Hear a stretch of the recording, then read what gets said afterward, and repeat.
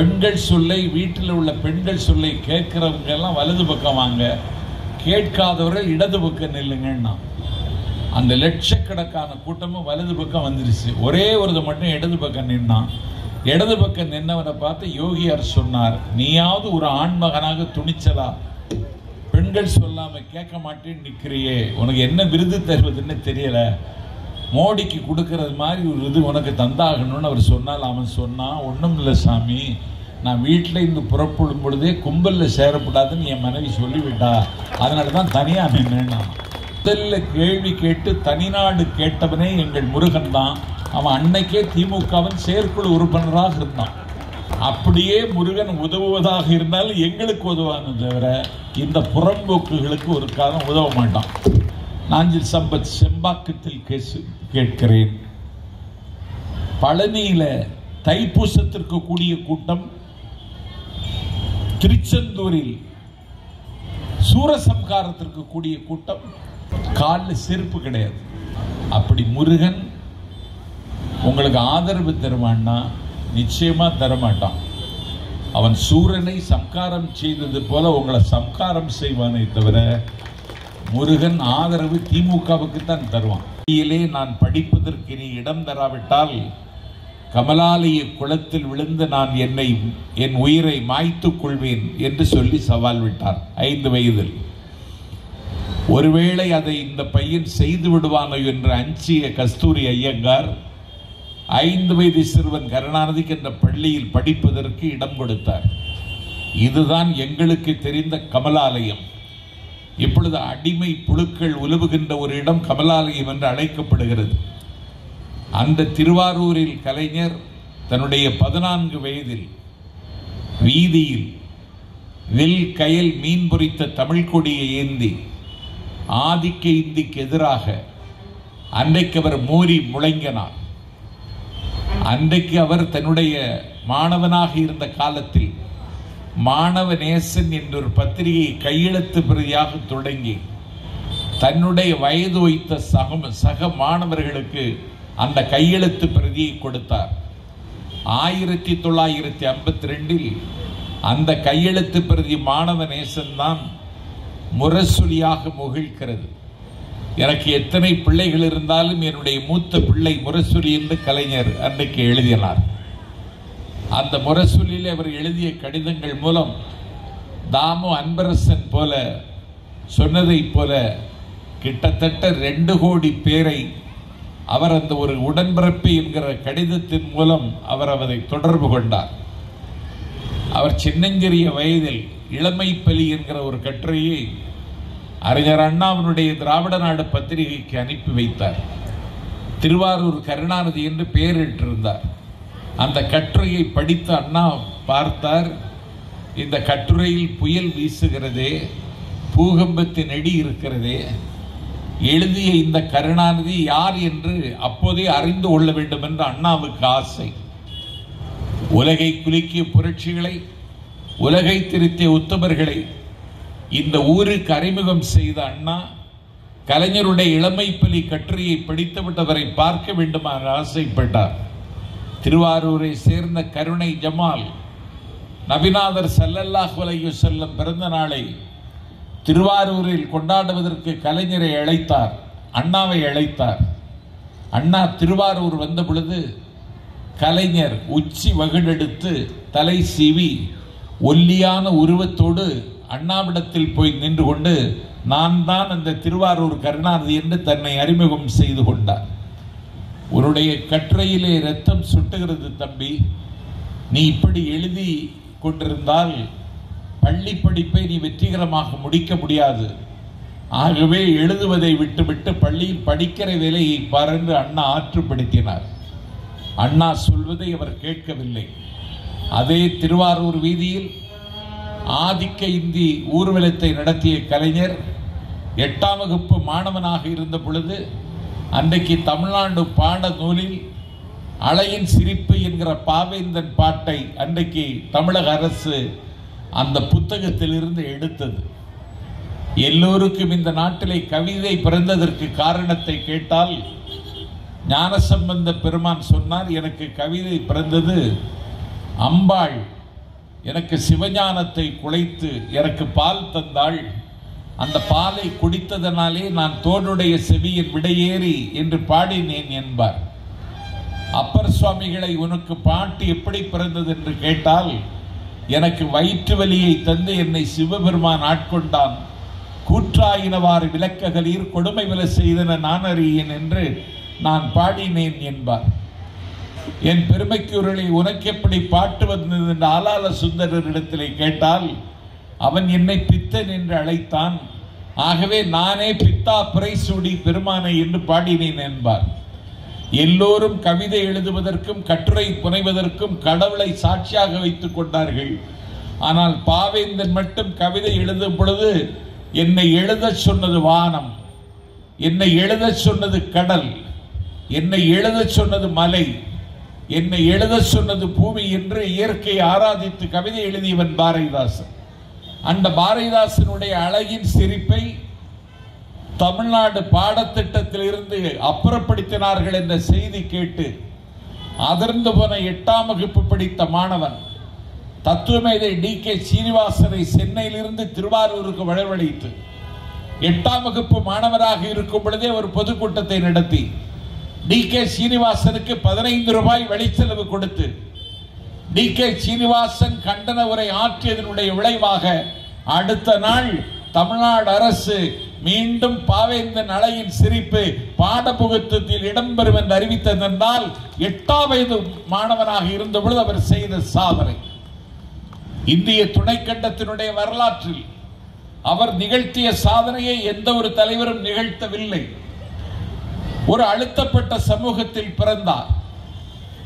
6வது விரலாக அலட்சியப்படுத்தப்பட்ட சமூகம் கலைஞர் பிறந்த சமூகம். அண்ணா ஒரு அறிவியக்கத்தினுடைய தலைவன். அண்ணாவினுடைய அணிவகுப்பில் இன்றைக்கு அவரை தழுவிக் கொண்டவர்கள் நாவலர் நெடுஞ்செழியன், அண்ணாமலை பல்கலைக்கழகத்தின் பட்டதாரி. அண்ணாவின் தலைமை ஏற்றுக்கொண்ட கடலூர் இளம்பெழுதி அவர்தான் அந்த மாவட்டத்தில் திமுகவை தொடங்குகிறார். அவர் அண்ணாமலை பல்கலைக்கழகத்தின் பட்டதாரி. கணியூர் குடும்பத்தின் பிள்ளை, பெரும் பேச்சாளர் என்று பேசப்பட்ட கே.ஏ. மதியழகன் அண்ணாமலை பல்கலைக்கழகத்தின் பட்டதாரி. நாவலர் நெடுஞ்செழியன் தம்பி ஈரா செழியன் அண்ணாமலை பல்கலைக்கழகத்தின் பட்டதாரி.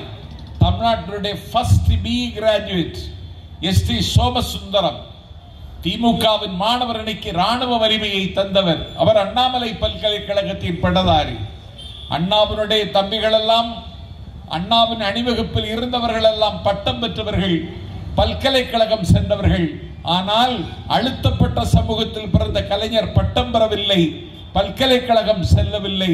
ஆனால் அந்த பட்டம் பெற்ற தம்பிகளுக்கெல்லாம் அண்ணாவுக்கு பிறகு தலைமை தாங்குகிற தகுதி பல்கலைக்கழகம் செல்லாத கலைஞருக்கு கிடைத்தது.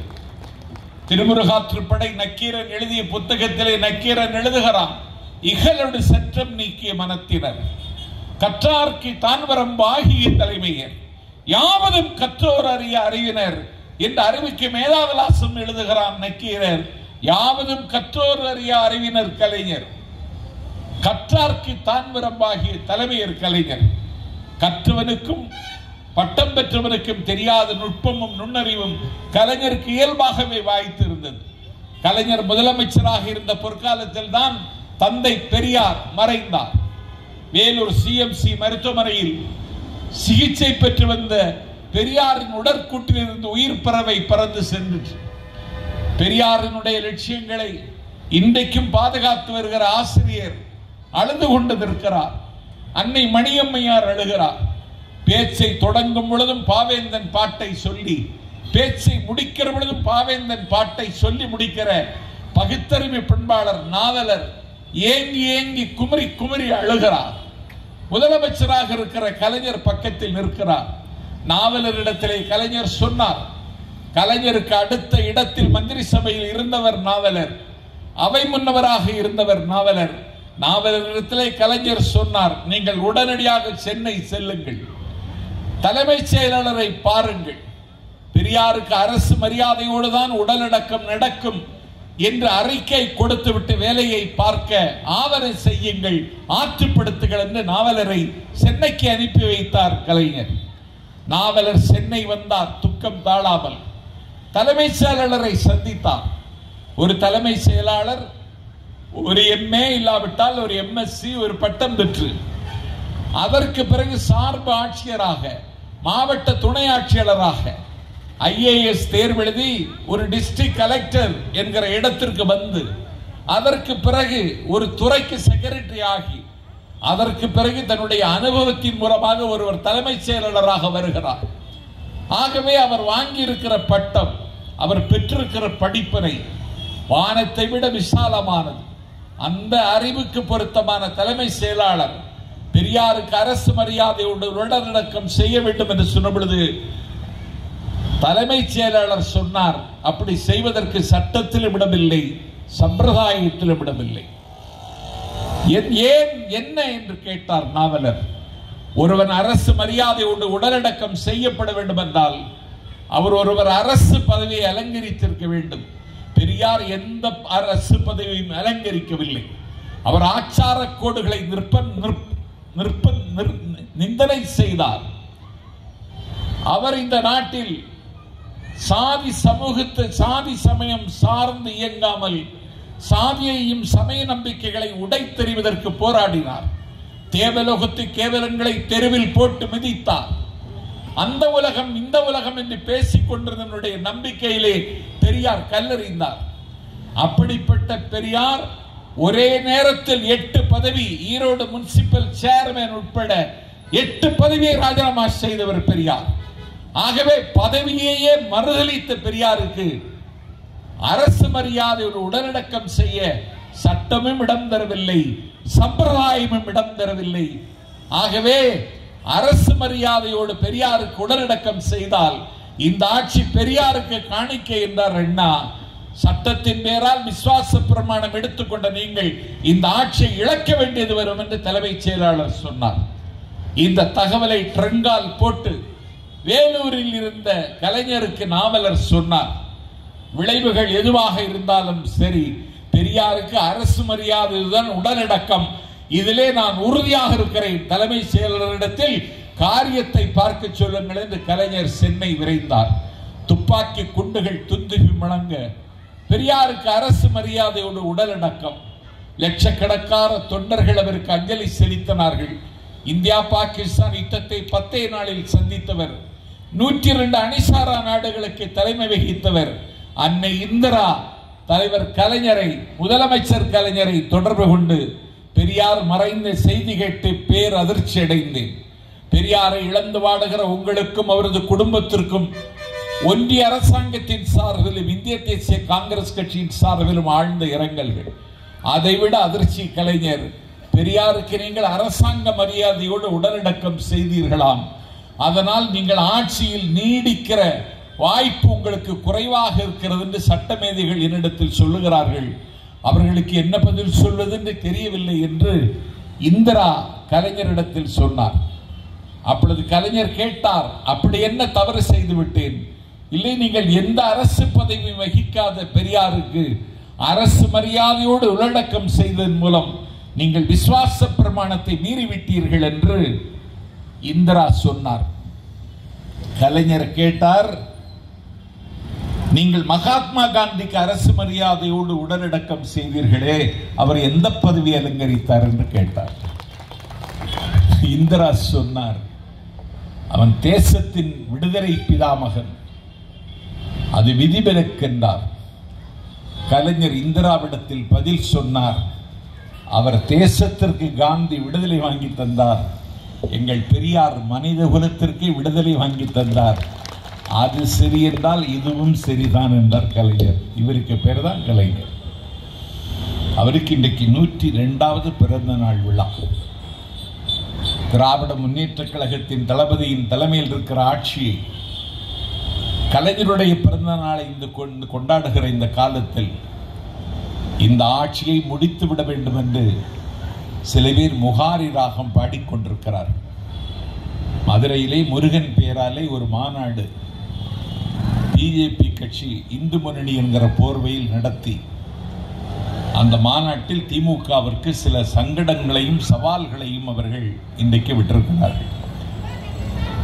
பிஜேபி கட்சியை நடத்தி இருக்கலாம், ஏன் இந்து முன்னணி என்கிற போர்வையிலே மறைந்து கொண்டு முருகன் மாநாடு நடத்தினார்கள் என்று எனக்கு தெரியவில்லை. ஆனால் நான் பிஜேபி கட்சியிடத்தில் கேட்கிற கேள்வி, நீங்கள் கொண்டாடிய முருகன் மத முருகனா? நீங்கள் கொண்டாடிய முருகன் இன முருகனா? நீங்கள் கொண்டாடிய முருகன் தமிழ் முருகனா என்பதுதான் எனது கேள்வி. முருகன் தமிழ் கடவுள்தான். அவன் சிவபெருமானுக்கும் பார்வதிக்கும் பிறந்தவன். பாலசுப்பிரமணியன், சுப்பிரமணியன், தண்டாயுதபாணி என்றெல்லாம் நீங்கள் அவனுக்கு பின்னால் ஒரு பெரிய கதையை நீங்கள் கட்டி வைத்திருக்கிறீர்கள். நாஞ்சில் சம்பத்து சமய நம்பிக்கை உள்ளவர்களை நான் குறைத்து மதிப்பிடவில்லை. நான் நாத்திகம் பேசினாலும் என்னுடைய தாய் என்னுடைய நெற்றியில் இடுகிற திருநீற்றை அங்கீகரிக்கிறவர். நான் திராவிட இயக்கத்தின் சொற்பொழிவாளனாக இருந்தாலும் ஒரு 13 நாட்கள் விராலிமலையில் பெரிய புராணம் பேசியவன் நான். ஆனால் இன்றைக்கு மதத்தின் பெயரால் ஒரு அரசியலை செய்வதற்கு அந்த காவி கும்பல் தமிழ்நாட்டில் இன்றைக்கு வந்திருக்கிறது. அயோத்தியிலே ராமனை வைத்து அரசியல் செய்தார்கள். உடைத்து நொறுக்கிவிட்டு உரிமை உள்ளது. இந்தியாவில் இருக்கின்ற இஸ்லாமிய பெருமக்கள் அதிர்ச்சியில் உறைந்து போனார்கள். இஸ்லாமியர்கள் அதிகமாக இருக்கின்ற யுனைடெட் அரப் எமிரேட்ஸ், இந்தோனேஷியா என்று சொல்வார்கள். இல்லை, யுனைடெட் அரப் எமிரேட்ஸை விட, இந்தோனேஷியாவை விட இஸ்லாமியர்கள் அதிகம் நிறைந்திருக்கிற நாடு எங்கள் இந்தியா. நீ இப்படி ஒரு தீர்ப்பை நீங்கள் வாங்கிக் கொண்டீர்கள். திருவாரூர் முருகன் என்ற ஒரு திருடன், அவன் திருச்சி லலிதா ஜுவல்லரியில் நள்ளிரவில் அந்த ஜுவல்லரியினுடைய சுவரை உடைத்துக் கொண்டு உள்ளே போய் நகைகளை திருடினான். காவல்துறை அவனை கைது செய்தது, சிறையில் அடைத்தது. ஆனால் அவன் சிறைவாசிகளிடம், நான் விரைவில் விடுதலை பெற்று வந்து விடுவேன், திருவாரூர் திருச்சி லலிதா ஜுவல்லரி எனக்கு தான் சொந்தமானது என்றானாம். யாரிடத்தில்? சிறைவாசிகளிடத்தில். போக்கற்றவனே, நீ எப்படி லலிதா ஜுவல்லரிக்கு உரிமையாளனாக முடியும் என்று கேட்ட பொழுது அவன் சிறைச்சாலை இருக்கிற சக கைதிகளிடம் திருவாரூர் முருகன் என்கிற திருடன் சொன்னானாம், பாபர் மசூதியை உடைத்தவர்களுக்கே சொந்தம் என்று உச்ச நீதிமன்றம் தீர்ப்பு வழங்கி இருக்கிறது. லலிதா ஜுவல்லரியை நான் தான் உடைத்தேன், நான் தான் எனக்கு உரிமை உள்ளது என்று தீர்ப்பு வரும் என்று. இப்படி ஒரு அரசியல் செய்த அயோக்கிய கூட்டம் தமிழ்நாட்டில் முருகன் பெயரை சொல்லி முதலெடுப்பதற்கு முயற்சிக்கிறார்கள். நீங்கள் ராமர் பெயரை சொன்னீர்கள், பாபர் மசூதியை உடைத்து நொறுக்கினீர்கள், ராமருக்கு கோவில் கட்டினீர்கள். இந்தியாவினுடைய பிரதம அமைச்சரே பூசாரி வேடம் போட்டு இந்த எல்லாம் செய்தார். குடியரசுத் தலைவருக்கு அழைப்பில்லை. நீங்கள் அயோத்தியிலே ராமர் கோவில் கட்டினீர்கள். அதற்கு பிறகு நேற்று நடைபெற்ற நாடாளுமன்ற தேர்தலில் அயோத்தி உள்ளிட்ட ராமர் கோவில் இருக்கின்ற பைசாபாத் தொகுதியில் வெற்றி பெற்றது அகிலேஷ் யாதவனுடைய வேட்பாளரை தவிர பிஜேபி வேட்பாளர் இல்லை. நாஞ்சில் சம்பத் செம்பாக்கத்தில் நினைவூட்டுகிறேன், இதுதான் தமிழ்நாட்டிலும் நடக்கும். நாங்கள் கொண்டாடுகிற முருகன், குன்றத்தூரிலே முருகன் இருக்கிறான், தாமோன் பர்சன் வந்திருக்கிறார். திருப்பூரிலே முருகன் இருக்கிறான், சிறுவாபுரியிலே முருகன் இருக்கிறான். தமிழ்நாடு முழுவதும் ஒரு 1000 திருக்கோவில்கள் முருகனின் பெயரால் இருக்கிறது. இதிலே 6 படை வீடுகள். முதல் படை வீடு திருப்பரங்குன்றம், பழமுதிர் சோலை, திரு ஆவினன்குடி என்கிற பழனி, அலைகள் மேவும் கடலோரம் திருச்செந்தூர், வேலவன் குன்றம் என்று சொல்லக்கூடிய திருத்தணி. இப்படி 6 படை வீடுகள் இருக்கின்றன. இப்பொழுது குன்றம் எதற்கு? குன்றம் எங்களுக்கு, குமரனும் எங்களுக்கு என்று ஒரு கோஷத்தை முன்வைக்கிறார்கள். நான் ஒரு வரலாற்று மாணவனாக இங்கே வந்திருக்கிற பொதுமக்களுக்கு சொல்லுகிறேன், தமிழர்கள் முதலில், மனிதர்கள் முதலில் வாழ்க்கையை தொடங்கிய இடம் குறிஞ்சி நிலம். குறிஞ்சி, முல்லை, மருதம், நெய்தல் என்று நம்முடைய வாழ்க்கையிலே நிலங்களை வகுத்தார்கள். குறிஞ்சி என்பது மலையும் மலை சார்ந்த இடமும். குறிஞ்சி பார்ப்பதற்கு ரம்மியமாக இருக்கும். அந்த குறிஞ்சி மலை, பச்சை மலை, அதன் உச்சியில் இருந்து ஒழுகி வருகின்ற வெள்ளி அருவி, துள்ளி ஓடக்கூடிய புள்ளி மான்கள், புள்ளி கலாபம் விரித்து ஆடுகிற மயில்கள், மரம் விட்டு மரம் தாவுகின்ற குரங்குகள், எங்கு பார்த்தாலும் இயற்கை நாட்டியம் செய்கிற மலை இவ்வளவு அழகாக இருக்கிறதே. இந்த மலை இவ்வளவு அழகாக இருந்தால் ஏன் இந்த மலையை படைத்த இறைவன் எவ்வளவு அழகாக இருப்பான் என்று கருதி கற்பனையாக ஒரு அழகான உருவத்தை செய்து வழிபாடு தொடங்கிய கடவுளுக்கு பெயர்தான் முருகன். அந்த முருகன் பெயரால் இந்த நாட்டில் பல புத்தகங்கள் வந்திருக்கிறது. இவர்கள் மகாநாடு நடத்தினார்களே, அந்த முருகனுக்கு தனக்கு வயிற்று வலி வந்தது. அவனுடைய பெயர் பகழிக்கூத்தர். அவன் திருச்செந்தூர் முருகனிடத்தில் போய் வேண்டினான். வயிற்று வலி தீர்ந்தது. திருச்செந்தூர் முருகன் பிள்ளைத்தமிழ் என்று ஒரு நூல் எழுதினார். வாய் பேச முடியாத ஊமையாக இருந்தார் குமரகுருபரர். வாய் பேச முடியாத ஊமையாக இருந்த குமரகுருபரர் முருகனை வழிபட்டார். வாய் பேசுகிற வல்லமை கிடைத்தது. வைத்தீஸ்வரன் கோவில் புள்ளிருக்கும் வேளூர், சீர்காழி கதிருக்கு அருகில் இருக்கிறது. அங்கே ஒரு முருகன் இருக்கிறான். அவனுடைய பேர் குமாரசுவாமி. அந்த குமாரசுவாமியின் பெயரால் ஒரு பிள்ளைத்தமிழை பாடியவர் குமரகுருபரர். மீனாட்சி அம்மையின் பெயரால் ஒரு பிள்ளைத்தமிழை பாடியவர் குமரகுருபரர். என் பெருமைக்குரியவர்களே, அருணகிரிநாதர் திருவண்ணாமலை கோபுரத்திலிருந்து கீழே குதித்தார். முருகன் அவரை வந்து காப்பாற்றினான். என்னை பற்றி பாடு என்று முருகன் அருணகிரிநாதரிடத்தில் சொன்னான். அருணகிரிநாதர் சொன்னார், நான் பாடறியேன், படிப்பறியேன், பள்ளிக்கூடம் நான் அறியேன், ஏழறியேன், எழுத்தறியேன், அறிவொளி இயக்கத்தில் கூட சேரலையே, எனக்கு பாட தெரியாதனால முருகன் ஓம் என்கிற பிரணவ மந்திரத்தை அவருடைய நாக்கில் எழுதினான். உடனே அருணகிரிநாதர் முத்தை தெரு பத்தி திருநகை அத்தைக்கிரை சக்தி சரவண முத்திக்கொரு வித்துக்குருவரன் என ஓதும் முக்கட்பரமர்க்கு சுருதியின் முற்பட்டது கற்பித்திருவரும் 33 தமரரும் அடிபேண 10 தலை கட்ட கணயோடு ஒற்றைக்கிரி மற்றை பொருது பட்டப்பகல் வட்டத்திகிரி நிறமாக என்று சரம் சரமாக திருப்புகளை அருணகிரிநாதர் பாடினார். நாம் நம்முடைய மனைவிமார்கள், தங்கைகள் தினசரி வீட்டில் பாராயணம் செய்கிற கந்த சஷ்டி கவசத்தை தேவராயர் என்பவர் எழுதினார். பாம்பன் சுவாமிகள் முருகனுடைய அருள் பெற்றவர். திருவான்மியூரில் அவருடைய நினைவிடம் இருக்கிறது. அவர் நோயுற்று சென்னை சென்ட்ரல் ஹாஸ்பிட்டல் ராஜீவ்காந்தி பொது மருத்துவமனையில் அனுமதிக்கப்பட்டிருக்கிறார். கால் உடைந்து விட்டது. அறுவை சிகிச்சை செய்து தீர வேண்டும் மருத்துவர் சொல்லிவிட்டார். ஒரு நாள் பட்ட பகலில் மயில் வடிவத்தில் முருகன் வந்தான். அவருடைய காலில் இருந்த அந்த அடிபட்ட இடத்திலே இயல்பான நிலைமைக்கு கால் திரும்பிற்று. முருகனுடைய அருள் நேரடியாக கிடைக்க பெற்றவர் பாம்பன் சுவாமிகள். அவர் சண்முக கவசம் எழுதினார். இன்னும் சொல்லுகிறேன் உங்களுக்கு, ஆதிசங்கர பகவத் பாதர் லலிதா சகசரநாமம் எழுதியவர், கனகதாரா சோஸ்திரம் எழுதியவர், பஜகோவிந்தம் பாடியவர், 6 சமயங்களை ஒன்றாக்கியவர், நன்றாக்கியவர்.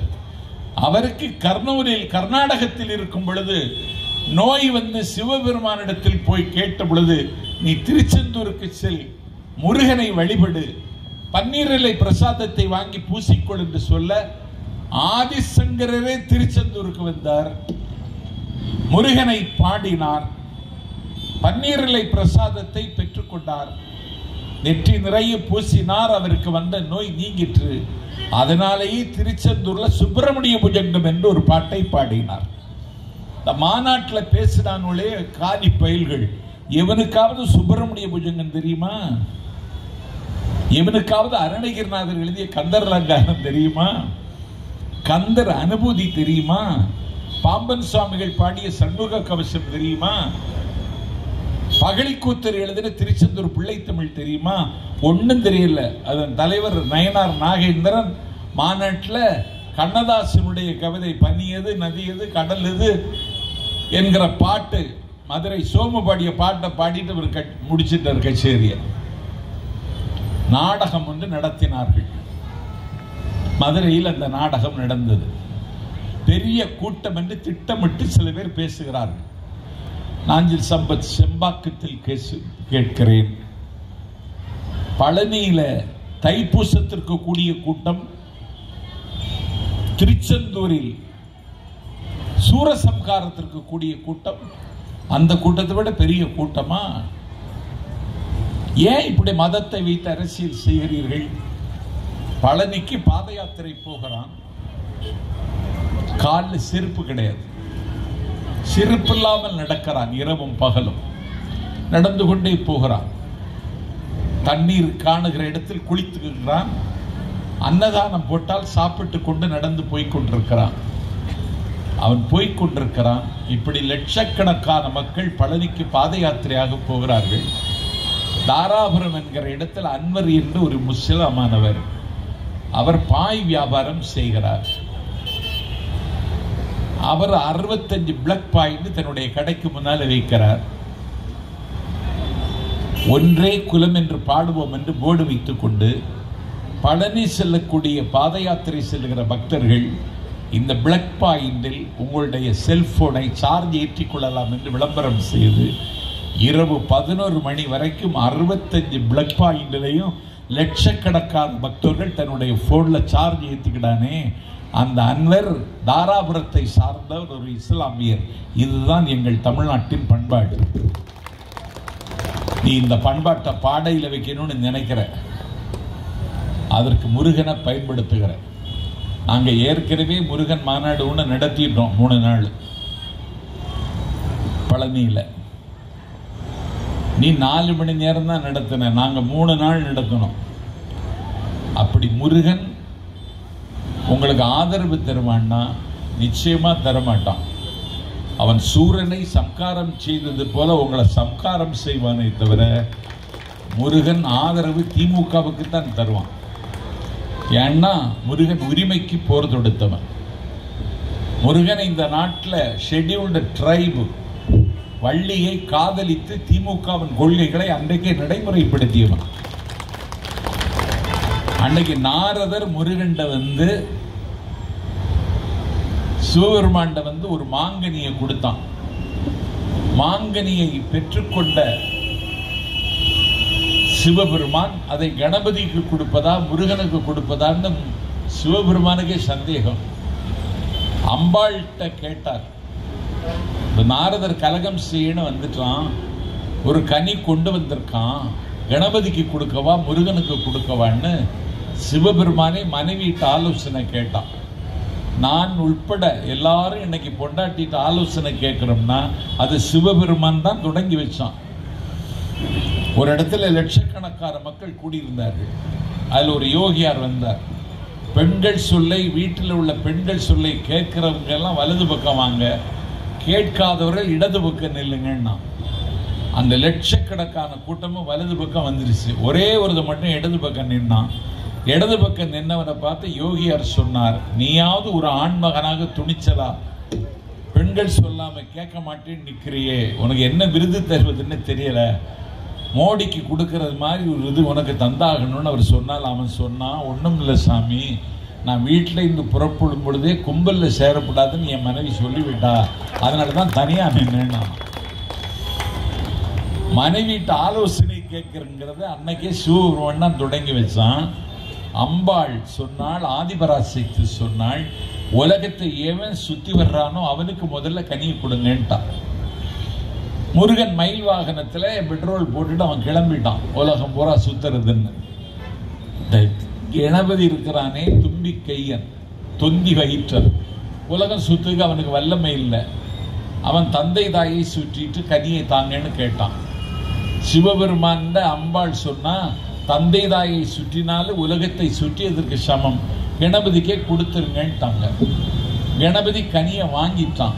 உலகம் பூரா சுத்திட்டு வர்றான் முருகன், களைத்து இழைத்து மெலிந்து நலிந்து கருத்து சிறுத்து வர்றான்.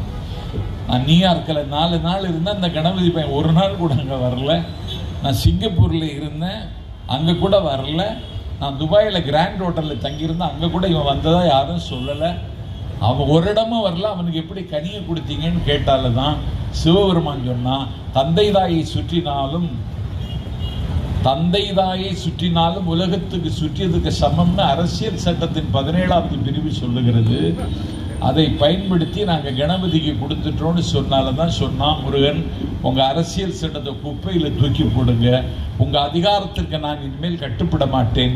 என்னை நேசிக்கிற பக்தர்கள் குன்றிருக்கும் இடத்துக்கு வரலாம், குன்றிருக்கும் இடமெல்லாம் இந்த குமரன் குடியிருப்பேன் என்று சிவபெருமானுடைய சாம்ராஜ்யத்தையும் ஒன்றிய அரசாங்கத்தினுடைய ஆதிக்கத்தை எதிர்த்து முதல்ல கேள்வி கேட்டு தனிநாடு கேட்டவனே எங்கள் முருகன் தான். அவன் அன்னைக்கே திமுகவின் செயற்குழு உறுப்பினராக இருந்தான்.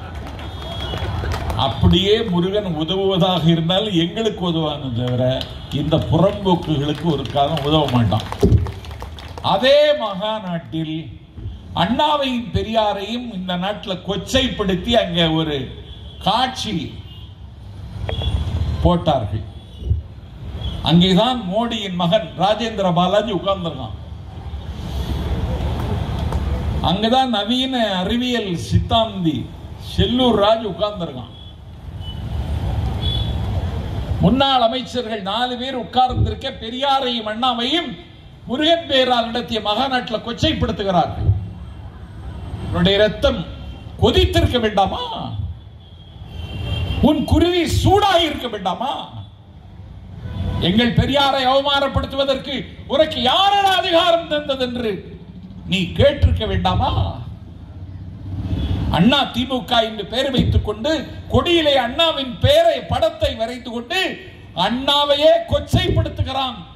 ஆதிக்கபுரியில் இருந்து வந்தவர்கள் என்றால் அதை வேடிக்கை பார்த்து கொண்டிருந்தீர்கள் என்றால் உங்களைப் போல வெட்கங்கட்டவர்கள் உலகத்தில் வேற எங்காவது உண்டா? திமுகவை ஒழிக்கணும்னா பழனிசாமி பிஜேபி கூட கூட்டணி வைத்துக் கொள்வானா? பிஜேபி கூட கூட்டணி வைத்து விட்டா அண்ணா திமுக ஜெயிக்குமா? 40 தொகுதியிலும் பிஜேபியோடு கூட்டணி வைத்து தோற்ற கட்சி அண்ணா திமுக. அன்றைக்குத்தான் ஜெயலலிதா சொன்னார், நான் வாழ்க்கையில் ஒரு பெரிய தவறு செய்து விட்டேன், இனி எந்த நாளிலும் பிஜேபி கட்சியோடு கூட்டணியில் என்று சென்னை மெரினா கூட்டத்தில் அறிவித்தார் ஜெயலலிதா. நீங்கள் ஜெயலலிதையாவது மதிக்கிறீர்களா? எங்கள் ஊரில் மண்டைக்காட்டில் பகவதி அம்மன் கோவிலில் இந்து முன்னணி கலவரத்திற்கு வித்திட்ட பொழுது இந்து முன்னணியினுடைய நடவடிக்கைகளை கடுமையாக விமர்சித்தார் மக்கள் திலகம் எம்ஜிஆர். யார் ஜாதி பார்க்கிறா? வேற வழி இல்லாம கல்யாணத்துக்கு ஜாதி பார்க்கிறமே தவிர சாதியற்ற ஒரு சமூகம் புலர்ந்து வருகிற காலகட்டத்தில் சாதியின் பெயராலும் மதத்தின் பெயராலும் இந்த நாட்டில் தமிழ்நாட்டில் ஒரு கலவரத்தை தூண்டுவதற்கு அவர்கள் திட்டமிடுகிறார்கள். எங்கள் கழக அரசு அண்ணன் ஸ்டாலின் அரசு மாநாட்டுக்கு பாதுகாப்பு கொடுத்தது. பேசினவன் எவனாவது உருப்படியா பேசினானா ஆட்சி அகற்றி விடுவோங்கிறான். ஆட்சி அகற்றுறது எப்படி? அது என்ன பிள்ளை விளையாட்டா? மணல் வீடு கட்டி கலைக்கிறது மாதிரியா? கருவை கலைச்சது மாதிரி ஆட்சியை கலைச்சிடலான்னு நினைக்கிறியா? உங்க கட்சியில இருக்கிறவன் பாதி பேர் இந்த நாட்டில் வழிப்பறி கொள்ளைக்காரன். உங்க கட்சியில் இருக்கிற பெண்கள் எல்லாம் பாலியல் குற்றவாளிகள். ஒரு சமூக விரோதிகளின் கூடாரம் பிஜேபி. நீ தமிழ்நாட்டில் சட்ட ஒழுங்கு கெட்டதுன்னு எங்கேயாவது ஒரு சம்பவம் நடந்தா சட்ட ஒழுங்கு கெட்டதுன்னு சொல்ற. உத்தரப்பிரதேசத்தில் ஹர்ஷத் கிராமத்தில் காலடி என்கிற இடத்துல ஒரு போலி சாமியார் பேசுறான். போலி சாமியார் பேசுகிறத கேட்க லட்சக்கணக்கான மக்கள் கூடுகிறார்கள். அவன் பேசி முடிச்சார். அங்க வந்திருந்த பெண்கள் அவருடைய காலடி மண்ணை எடுக்க வேண்டும் என்று கருதி நான் முந்தி நீ முந்தி என்று முண்டி அடித்துக் கொண்டு நெருங்கி அந்த நெருக்கத்தில் சிக்கி 218 பேர் உத்தரப்பிரதேசத்தில் செத்தார்கள்.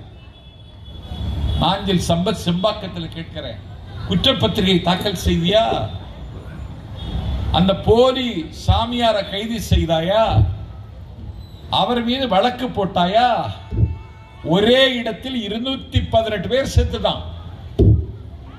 இங்க அப்படி இருக்கா? நீங்களே உயிரோடு இருக்கீங்களே. இங்க என்ன நடந்துச்சு சொல்லு, என்ன அசம்பாவிதம் நடந்தது சொல்லு. டெல்லியில பிரயாகா சங்கமத்துக்கு வந்த பக்தர்கள் பிரயாகாவுக்கு வருவதற்கு ட்ரெயின் ஏற போறான். டெல்லியில ட்ரெயின்ல இடம் கிடைக்காம நெரிசல்ல சிக்கி 18 பேர் டெல்லி பிளாட்ஃபார்ம்ல துடிக்க துடிக்க சாகறான். நீ சட்ட ஒழுங்க காப்பாத்துறியா? எங்க ஆட்சியில குறை இருந்தா சொல்லு, குற்றம் இருந்தால் சொல். எங்கள் ஆட்சியை கேள்வி கேட்க உனக்கு எல்லா உரிமையும் உண்டு. ஆனால் எங்கள் ஆட்சியை குடை சாய்த்து விடுவோம் என்று இந்த மிரட்டுகிற துணியை வைத்துக் கொள்ளாதீர்கள். திமுகவை கேள்வி கேட்டாலும் திமுகவுக்கு இன்னைக்கு சரண்டர் ஆயிட்டான். நீ பிஜேபி கூட கூட்டணி சேர்ந்ததுனால பழனிசாமி பவித்திரவன சாமியாக மாற முடியாது. அவன் 1 லட்சம் கோடி இருக்கு, 5000 கிலோ தங்கம் வச்சிருக்கான் பழனிசாமி. இன்னும் 5 பொது தேர்தலை சந்திக்க படம் இருக்கு. பணத்தை வச்சுட்டு ஜெயிச்சிடலான்னு நினைக்கிறான். ஆஞ்சல் சம்பத்து ஒன்ன சொல்றேன், எங்கள் ஆட்சியில் நேரடியாக பலன் பெற்றவர்களின் எண்ணிக்கை மட்டும் 2,88,00,000 பேர். அறத்திற்கு சக்தி இருக்குமானால், நீதிக்கு வல்லமை இருக்குமானால், நியாயத்தை மக்கள் ஏற்றுக்கொள்வாரானால், நன்மைக்கு இந்த நாட்டில் ஆரத்தி காட்டுவதற்கு தமிழ்நாட்டு மக்கள் தயாராக இருப்பார்களானால் 7வது முறையும் எங்கள் ஸ்டாலினை மீண்டும் முதலமைச்சர். அதை எழுதி காட்டுகிற குருஷேத்திரம் விரைவில் வர இருக்கிறது. அணிகளை பலப்படுத்துங்கள், ஆயுதங்களை கூர்தீட்டுங்கள். துரும்பாக இருக்கிற கழக தோழர்களை இரும்பாக மாறுங்கள், இரும்பாக இருப்பவர்களை ஆயுதங்களாக அவதாரமிடுங்கள் என்று என்னுடைய வேண்டுகோளை உங்கள் முன்னால் வைத்து இந்த நிகழ்ச்சியில் கலந்து கொண்டு பேசியதில் மகிழ்ச்சி அடைகிறேன்.